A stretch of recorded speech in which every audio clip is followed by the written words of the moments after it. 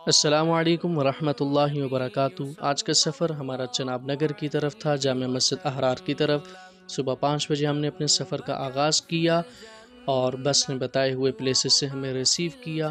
چلتے چلتے ہم دریائے چناب کے قریب جا پہنچے۔ دریائے چناب کی سطح بلند تھی اور ارد گرد کی آبادیاں جو تھیں وہ شدید متاثر تھیں۔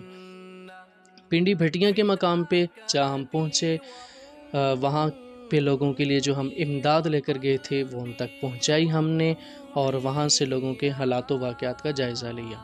پھر ہم جامع مسجد احرار چناب نگر جا پہنچے۔ وہاں پہ ملاقاتیں ہوئیں علماء کرام سے، طویل سفر تھا، کھانا کھایا، پھر بیانات جو سنے ہم نے۔ بیانات کے بعد ہم جامع مسجد احرار سے جلوس میں شامل ہوئے، جو 50 سالوں سے ایک جلوس چلتا ہے، اور جلوس میں چلتے چلتے ہم نے نصرت بیگم کے نام سے جو بنے ہوئے اسپتال، ہوٹل اور کاروباری جو معاملات تھے وہ ہم نے دیکھے، جو غلام احمد قادیانی کی دوسری بیوی تھی۔ پھر وہاں سے ہم نے اسلامیہ اسکول کالج دیکھا، جہاں سے پچھلے سال ختم نبوت کے اوپر ڈاکہ ڈالنے کی ایک ناکام کوشش کی گئی تھی۔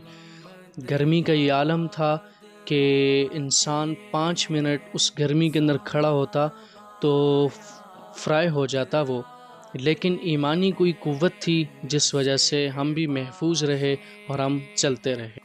خیر، وہاں پہ ایک اور ہم نے عجیب منظر دیکھا، بہشتی مقبرے جو ان کے تھے ہم نے وہ بھی دیکھے۔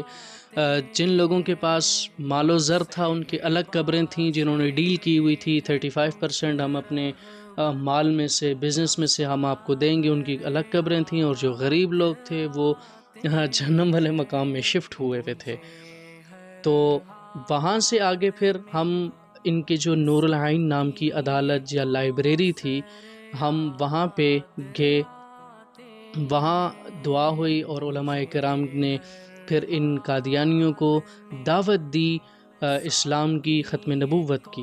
اس کے بعد پھر دعا ہوئی، دعا کے بعد مولانا عطا اللہ شاہ بخاری صاحب رحمۃ اللہ علیہ کے پوتے وہ ہم لوگوں کو سی آف کرنے کے لیے سٹاپ تک آئے۔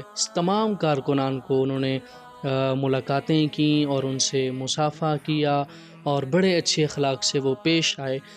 خیر، ہم اپنے سفر کے اوپر چلتے بنے، اور پنڈی بھٹیاں آ کے ہم نے نماز پڑھی، عصر کی اور مغرب کی۔ نماز کے بعد پھر ہم اپنے گھر کی طرف اسلام آباد آ گئے، اور امید ہے کہ آپ کو ہمارا ولاگ پسند آیا ہوگا۔ السلام علیکم ورحمۃ اللہ۔